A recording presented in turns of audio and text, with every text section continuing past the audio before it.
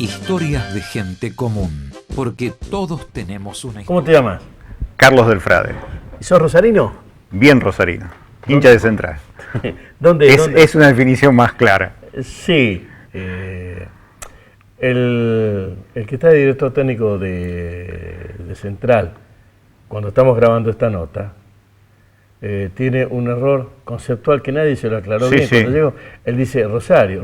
Y para esta región, el club no se llama Rosario, se llama Central. Central. Pero vos sabés que te suena mal al oído. Bueno. Te hace ruido cuando te lo dice. Ojalá que cuando esta nota salga haya corregido. Sí, que aprenda. Sí, tendría que haber aprendido antes de llegar. ¿Y por qué barrio naciste? En realidad el barrio Centro. Después se mudaron mi mamá y mi papá a 27 y Francia, pero crecí en 9 de Julio y Oviedo Lagos. Los límites del barrio Chesortu y el prólogo del barrio Centro. Sí, es una discusión. ¿El Chesortu no termina en Francia? No, por eso es una discusión que no está saldada, porque ¿qué sería eso? ¿De Francia para acá sería barrio Centro? No, para algunas zonas es parque, barrio parque. Claro, puede ser, pero ahí estamos, en el límite de Chesortu, barrio parque, zona de fronteras. Bueno, ¿y te quedan amigos de la infancia? Sí, me quedan amigos de la infancia. Me quedan íntimos amigos incluso de la primaria, que hemos atravesado muchos años juntos.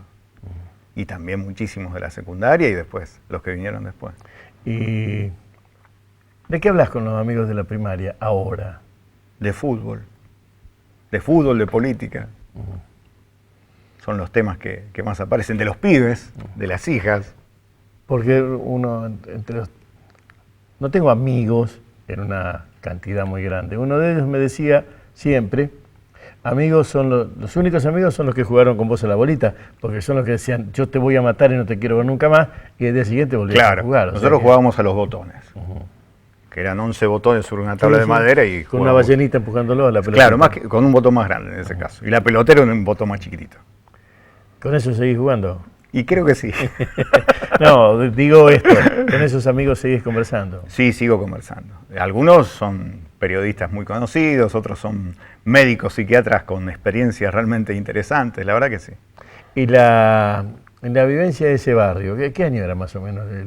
Y yo nací en el 63, como Fito, y del 63 al 71, después me mudé algunas cuadritas más, Callao, entre 9 de julio y 3 de febrero. 63, entonces pongámosle, después del patronato de los pañales, eso es 68, 70. Claro, en realidad en el 71 me mudó, con el primer campeonato de Central, digamos. Ahí me mudé, unas cuadritas más, y ahí seguí yendo a la Juan Arseno, que era la escuela en donde estábamos, pero siempre ahí en ese lugarcito. ¿Y cómo era ese barrio? Y el barrio tenía aromos muy grandes. ¿Aromos? Aromos y plátanos. Los plátanos te daban una sombra extraordinaria, lo que nos permitía jugar a la tarde en verano con el calor típico de Rosario a la escondida o a la pelota mientras se te descascaraban las rodillas. Y la Pochi te invitaba con el aroma del café con leche a decir, hasta acá llegó el partido. ¿La Pochi era tu vieja? Era mi mamá. ¿Era o es? Era. Se murió. Se murió. Se murió en el PAMI, igual que mi papá, en el otro PAMI. Así que conozco la muerte con el color del PAMI. ¿Sos hijo único o no? Hijo único. Hijo único. Sí. Y la 70 y tanto. Sí. ¿La ciudad era más chica? ¿Era más apretada? ¿O al contrario, a lo mejor más laxa, más abierta?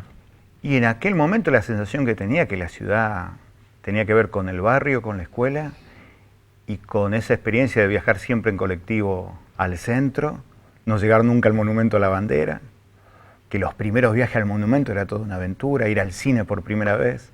Generalmente nos perdíamos y agarrábamos por el otro lado cuando veníamos caminando. Y era una ciudad para nosotros grande, porque la sensación de la dimensión te lo da el patio de la escuela cuando regresás. Y cuando regresás al patio de la escuela lo ves que es un pañuelito. Y en tu idea, en el recuerdo, es una imagen de una geografía inmensa. Así que lo veía más grande. Pero lo veía como lo veo ahora, con más laburo, con esta idea de que laburando y educándose había futuro, esa cuestión del laburo ferroviario, del laburo portuario, del laburo obrero. ¿El laburo obrero? ¿Qué laburo tenía tu viejo? Mi papá era empleado bancario, empleado de cuello blanco, del Banco Montserrat, del viejo Banco Montserrat, de calle San Lorenzo. Después lo fueron echando como perro. Un día llegó un telegrama de despido que jamás me voy a olvidar, la Navidad del 77, llegó el 24 de diciembre. Y nunca me voy a olvidar porque nunca lo había visto llorar a cántaros a mi papá. Y nunca me lo voy a olvidar. Y el 78, que fue el año del Mundial de Kempes, para mí fue el año de la polenta, porque comía polenta todos los días. Y un amigo me regaló una de las entradas para ver la selección en la cancha de Central, y ahí comencé a ver que había algo raro, porque la gente en la tribuna cantaba aquello de 25 millones de boludos pagaremos el Mundial. Era la primera sensación de que había algo raro. Después, con el tiempo, empecé a pensar un poquito más. En la ciudad, ¿fuiste a pie hasta la calle Central? Iba a pie o en el 58, que ahora es era el 114 porque no está más. Lo tomabas en la calle Callao, después hacía todo el círculo y llegaba cerquita a la cancha Central, pero siempre era el colectivo que nos tomábamos. ¿Y al centro a pie? Al pie o si no en el 15, que ahora es el 126 y el 127. ¿Qué gente viajaba en esos colectivos? De todo, maestras, maestros, empleados bancarios, trabajadores, pibes con las mamás que iban por primera vez al cine. A ver, en el 73 yo me acuerdo que la vi en el cine, en el viejo Gran Rex, a La Patagonia Rebelde y a Quebracho. Eran películas que me marcaron hasta el día de hoy. Si vos me decís cuál es la película de tu vida, te voy a decir La Patagonia Rebelde, casi con seguridad. Así que me acuerdo de eso. Me acuerdo de los primeros discos, los long play en el Wincofon del 75 que se compró mi papá con un aguinaldo del banco, como una de las primeras cosas. Mi mamá abría los sábados, vivíamos en el primer piso de esa calle Callao al 1300, abría las ventanas para que se aireara el departamento. Y ahí me acuerdo que poníamos el Wincofon. Y me acuerdo que uno de los primeros discos que compré fue la banda musical de Juan Moreira que hizo Pocho Leyes, que me gustaba mucho, me encantaba. El ¿A dónde irás con este sol?, que era el final, me encantaba. Y hasta el día de hoy lo mantengo después de muchas mudanzas. ¿Era una salida del cine? Era una fiesta porque era una cosa rara. Mi mamá venía de lo que es para mí la raíz del peronismo, de decir, a mí Evita me dio el primer par de zapatos y la primera salida al cine. Entonces imagínate que venía con toda esa preparación. Ir al cine era que te lo hacían valorar. Mira, te doy plata para ir al cine. Entonces había que cuidarlo, y en medio del cuidado estaba la celebración de algo extraordinario. Era una salida. ¿El helado también, entonces? ¡Oh! Una fiesta. El helado era una cuestión también circunstancial. ¿Había diferencias en la ciudad para un chico? Para un pibe no era tan marcado. La diferencia era en aquel momento en la dimensión en que te movía, Bigote. Por ejemplo, la pelea era, nosotros que jugábamos, porque en gimnasia te hacían jugar al handball, entonces nuestro partido y nuestra rivalidad era con la escuela Richeri. Entonces, si jugábamos o no jugábamos el campeonato en el Parque Urquiza, y después si había bronca te esperabas en los banquitos que habíamos inventado en la vereda de la Lourdes, de la iglesia Lourdes, ahí por calle Santiago y Mendoza. Entonces ahí te esperabas y la cita era agarrarse a puñetes. Y vos sabías que era agarrarse a puñetes. Y terminaba ahí la historieta. ¿Eso cambió en la ciudad? Sí, cambió.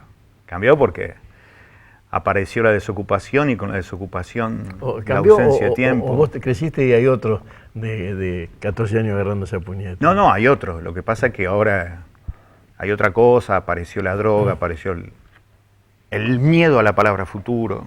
Yo eso no tenía, yo no tenía miedo a la palabra futuro. Sabía ¿Pero que no tenías o no la conocías? No la conocía porque no le tenía miedo.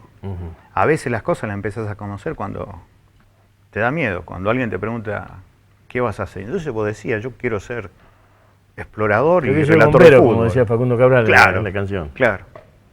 Y hoy no sé. ¿Y vos querías ser jugador de fútbol?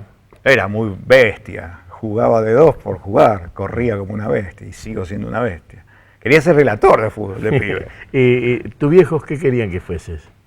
Y mi papá en algún momento pensó que podía ser empleado bancario, pensó que podía ser contador, que podía ser abogado, iba cambiando. Y mi mamá no, viste, la madre en eso, exactamente, acompaña. Y lo que sí me daban era la posibilidad de comprar libros, eso fue una maravilla. ¿Qué comida te hacía tu vieja? Milanesa con papa frita, albóndiga frita, impresionante. Nunca comí las albóndigas como la que me hizo mi mamá. Y mis 2 abuelas hacían unos tallarines a mano que inolvidables e irrepetibles. El apellido del Frade es obvio italiano. No, vasco francés. ¿Vasco francés? Sí, Belonge del Frade es, en realidad. Y la historia es maravillosa. Un día me lo contó una prima no reconocida por mi abuelo paterno, que se ve que era bastante atorrante, y se vinieron 2 vascos cuando vinieron al bloqueo anglo-francés en 1838, el primer bloqueo francés en ese caso, contra Rosas. Y se quedaron los tipos. Y a uno Rosas le terminó dando tierras, terminó teniendo tierras en lugares como San Nicolás, y el otro empezó a vagar. Yo vengo de la línea del errante. Ahí aparecieron los del Frade. Vasco francés viene de una palabra que en realidad es del fresno, que es el fresnar los árboles, como lo hacían los frailes. Entonces allí quedaba la idea del Frade, de los que fresnan. Y viene de ahí, de la Vasconia. ¿Pero ese es el abuelo y la abuela que hacía la comida? Y la abuela que hacía la comida, la abuela paterna, doña Elena, era Belonge, tenía de ascendencia francesa. Y mi abuela materna tiene que ver con nuestros pueblos originarios. Una mujer que fue hija de alguien que probablemente haya sido violentada por el patrón de estancia. Y ahí nació Doña Rosa. Doña Rosa. Y se casó con don Alfredo, que era estibador. Que después, cuando murió mi mamá, me di cuenta de una historia que había guardado en una caja de zapatos, el mejor archivo que siempre hay, en donde estaba una libreta de delegado y que era de mi abuelo. Y mi mamá siempre me había contado que el delegado anarquista había sido el tío. Pero nunca me quería contar esa historia porque hasta el día que me lo contaba, tenía miedo porque era una historia prohibida. Y ahí me di cuenta que la historia no contaba, era la de su viejo, la de don Alfredo. Y yo me di cuenta cuando mi mamá se murió de eso, cuando revisé la caja de zapatos. ¿Y todos ellos llegaron a Rosario o vos sos rosarino y ellos no? En cuanto a sitio. No, mi mamá y sus 2 hermanas nacieron en Laborde, en la provincia de Córdoba. Mi abuelo en Colón, provincia de Buenos Aires. Y sí, mis 2 abuelos paternos de Rosario.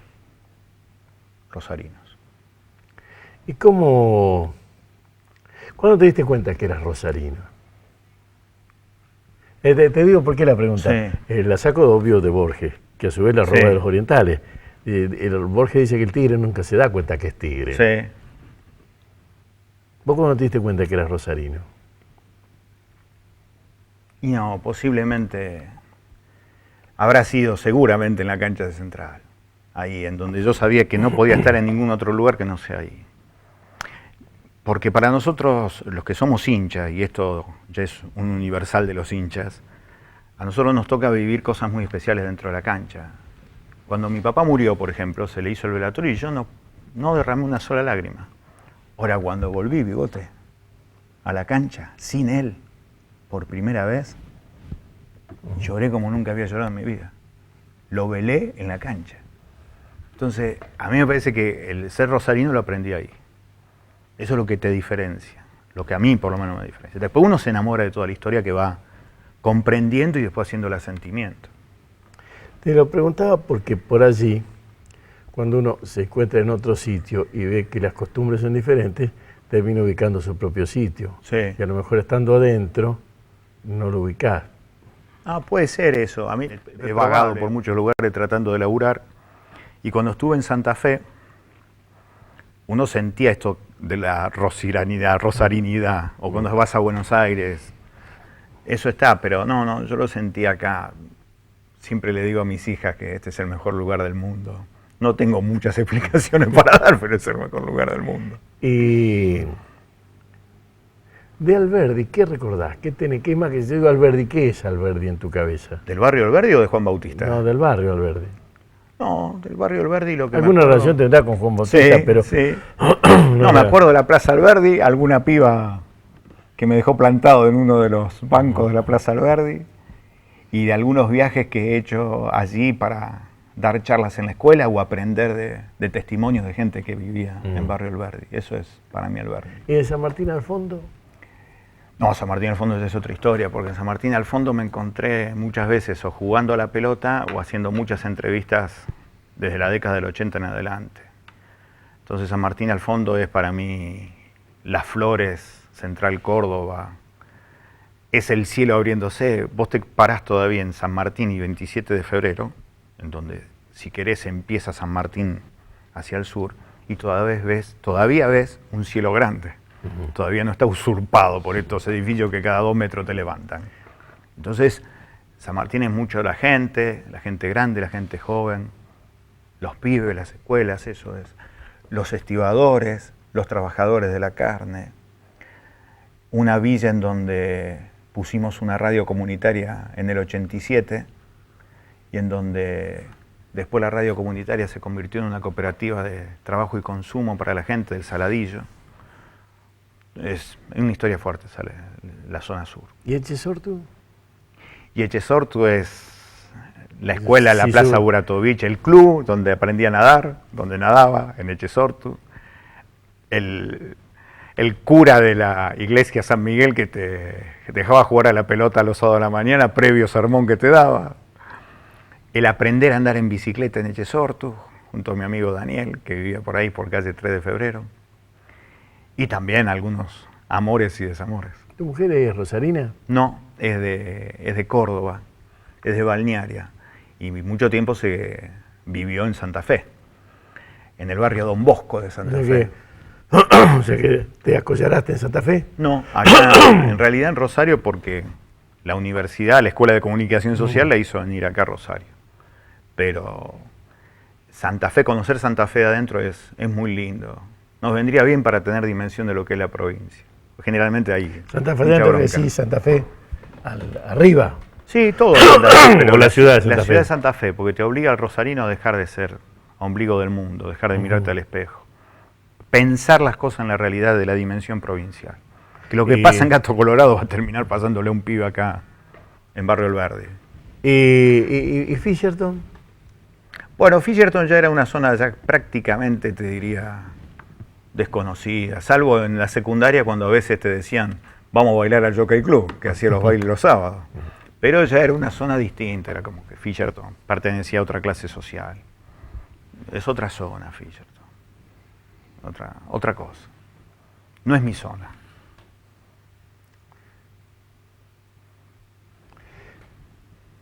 ¿Dónde viven los pobres en Rosario? Y en todos lados. Donde más pobre hay es donde hay mayor cantidad de gente, en el centro. La mayor cantidad de gente en Rosario está en el centro. El segundo nivel de demografía es en el sur. Y en los dos tenés exactamente la misma proporción. Yo me acuerdo de la división por seccionales. La más poblada es la 10ª. Sí, pero igual es en el centro la mayor cantidad de gente. Yo hace poquito fui a una escuela. Corrientes, mejor dicho, Salta entre Corrientes y Entre Ríos. Una escuela técnica. Salta, sí, sí lo ubico. Se cae a pedazos. Salta entre Corrientes y Entre Ríos. Y Entre Ríos. Sí. Mano derecha. Y ahí te encontrás con los chicos que intentan como pueden justamente encontrarle un significado a la palabra futuro. Esos son los pibes que son los excluidos del centro. Y vos no sabés cómo la pelean. Me invitaron para hablar del 12 de octubre. Entonces empecé a hablar de lo que significaba reconocer la propia identidad a pesar de que te hagan creer que sos una basura. Y vos vieras cómo los pibes empezaron a contar su historia. Y cómo allí se siente esta cuestión de invisibilizar la pobreza porque supuestamente vivís en el centro. Y eso es muy fuerte. La forma de entender la realidad. Sí. ¿La recibiste de tus viejos o la armaste después? Y creo que la fui armando juntos. Esta experiencia que yo te conté del despido en el día de Navidad y ya... No, pues ese despido es de él Pero no sé qué cosas fabrica en vos. Lo que te pregunto es, Y fabrica ¿fabrica cosas en vos o fabricó cosas en tu viejo y salieron a militar juntos? no, mi papá no era militante, para nada. Para nada. Y la única vez que lo vi participar fue una vez que tomamos la Secretaría de Trabajo. Entonces lo veía caminar al hombre que nunca había participado en una marcha sindical, porque el que estaba ahí rodeado de policías con las gomas quemadas era el hijo. Y con los amigos del barrio, Sí.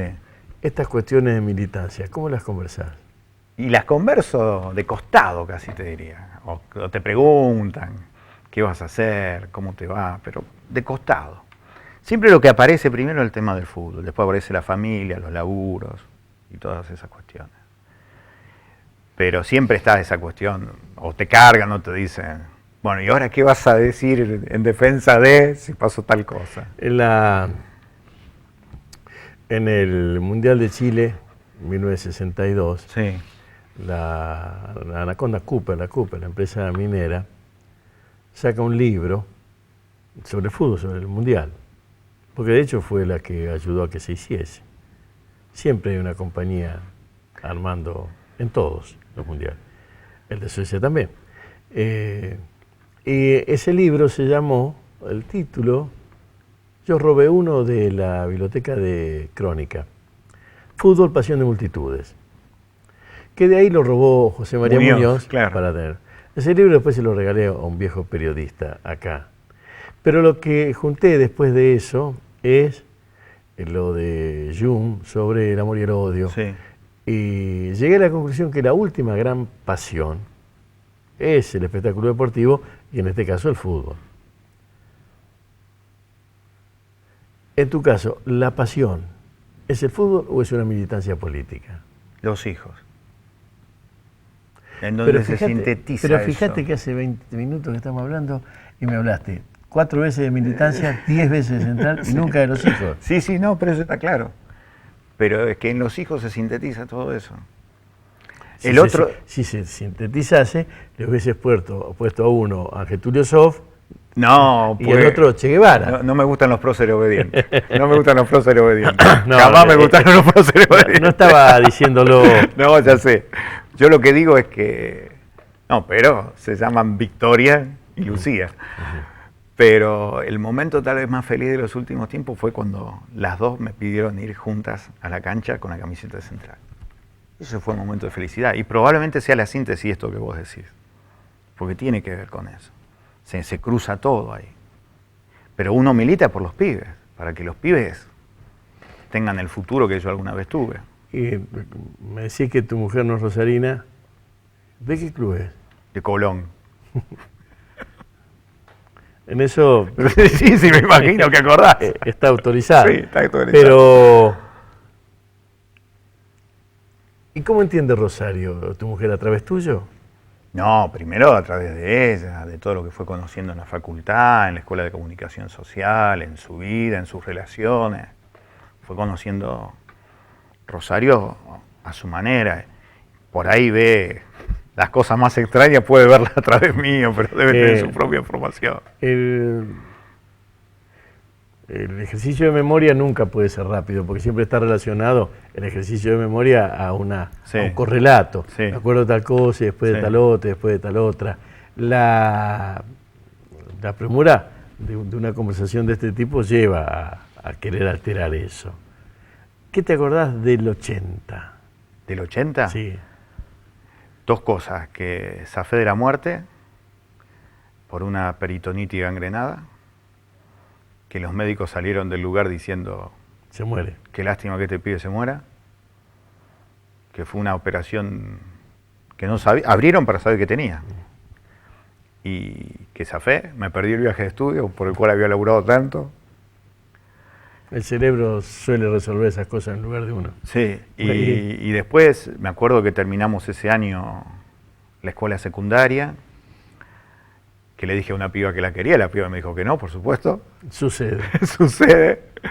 Y a partir de ese momento, los 80 fueron la colimba, el servicio militar, la guerra de Malvinas y la apertura democrática. Yo siempre digo que somos generación Malvinas democracia. ¿Y del 90 qué te acordás? Ah, la pelea. La pelea en la calle contra las privatizaciones, las echadas de los grandes medios de comunicación, el trabajar, empezar a trabajar frenéticamente durante casi todo el día. ¿Y del 70? Del 70 me acuerdo de finales de los 60, porque después ubiqué lo que era. Yo me acuerdo cuando salía de la escuela Juan Arseno un día que nos hicieron salir por el taller de herrería y carpintería que estaba en la calle San Juan, entre Lago y Richeri, que había sido una de las movilizaciones del Rosariazo. Yo siempre me acuerdo de esa imagen, la tenía muy, muy concreta. Después recuerdo, cuando vivía todavía en la calle 9 de Julio, que el ejército entró a requisar a mi casa, y yo tengo la sensación que eran los últimos días del 71, cuando lo estaban buscando a Stanley Sylvester, al cónsul inglés del SWIFT, que estaba detrás de todo eso, un fantasma al cual generalmente vuelve a mí, que FECED. Pero esas son las imágenes. E insisto, esto de la fiesta, de ir con mi papá a la cancha, de ir al cine de vez en cuando. ¿Cómo eran los fines de año en tu casa? Era una mesa larga, en un patio. ¿Venían parientes? Sí, estaban las dos hermanas de mi mamá, entonces venían toda la familia, venía mi abuelo materno, don Alfredo, doña Rosa, a veces venía doña Elena porque el marido había piantado, no se sabía dónde, y venían por supuesto mis primos, mis primas, y se hacía una mesa linda, larga, y a veces venían amigos, entonces hacía una mesa larga en el patio de baldosa, con la terraza al lado, pasillo largo, así que así eran las fiestas. ¿Qué se bebía? Nosotros sidra, fanático de la sidra. Sidra, y a veces mi papá compraba vino rosado. No sé por qué, 24 y 31 le gustaba tomar vino rosado. Mi abuelo no, tinto. Don Alfredo era del tinto. ¿Y te acuerdas del argumento o del enfoque de tu primera declaración de amor? Sí, una cosa muy jugada, ¿eh? Te quiero. No había literatura. No, la literatura vino después. O después, una cosa muy linda que te pedían los pibes, a ver, che, Carlito, ¿qué le puedo decir? Entonces le escribía cómo podía entrar y esas cosas. Ya estaba en Rewriter. Exactamente, exactamente. La forma de vender Rosario también define cómo mira uno la ciudad. ¿Vos cómo venderías Rosario? Bueno, vender es ¿Cómo ofertarías? Sí, un verbo que no me gusta. Porque primero no sé vender. Carlito, el mundo se divide en dos grupos, compradores y vendedores. No, mentira. Vos no sos ni comprador ni vendedor. Vos. Yo tampoco. No es verdad. Rosario es una ciudad obrera, industrial, ferroviaria y portuaria que tiene que volver a ser para que tengan futuro sus hijos. Para eso hay que recuperar lo que nos robaron. Esa es propuesta. Es convencimiento. Esa es propuesta tuya. ¿Estás convencido de esa propuesta? Lo que digo es, tenés que venderla comercialmente para que alguien venga, visite Rosario, venga a Rosario. En ese sentido dije vender. No, eso la gente que vende se ocupa de eso y ya lo ha hecho. Yo digo que esta es una ciudad de trabajo y que puede ofrecer un futuro si recuperamos el trabajo. Todo lo demás, vamos al revés. Que lo haga lo demás. Vamos al revés. Si tenés que decirle a un amigo tuyo que venga y se pone reacio a venir. Venite acá, que acá hay gente amiga, que todos los momentos te puedes encontrar con alguien que te dé una mano, que no tenés tanta alarmazón que generalmente tenés en Buenos Aires, que la gente todavía te saluda, que la gente es humana, que la gente es sensible, que acá hay mucha pasión, que acá se ayuda a la gente que la pelea. Eso es lo que le diría. Una última. Sí. Te la pregunto imaginándome tu respuesta, sí, pero no la sé, obviamente. Sí. ¿Cuál es el monumento de la ciudad? Y capaz que la pegaste, ¿eh? Yo digo que para mí el monumento de la ciudad es la cancha central. Gracias. No hay por qué.